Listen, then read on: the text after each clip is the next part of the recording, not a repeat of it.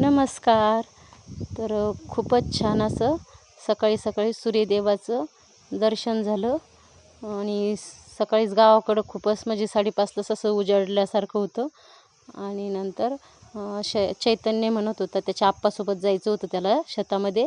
हे छोटं ट्रॅक्टर आहे ना, तर त्याला खूपच आवडतं असं चालायला. तर मग त्याच्या आप्पासोबत तो शेतात गेला होता.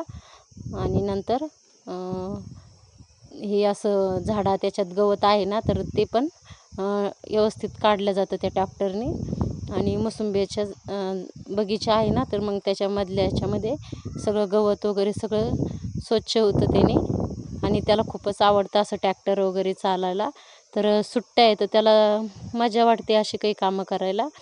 तर तो म्हटलेला, आप्पा मला पण घेऊन चला.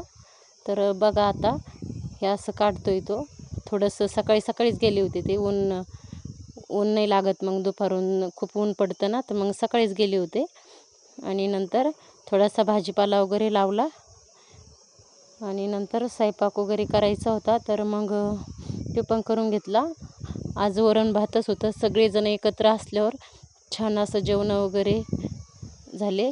आणि नंतर हे बघा आमच्या शेतातले आंबे आहे,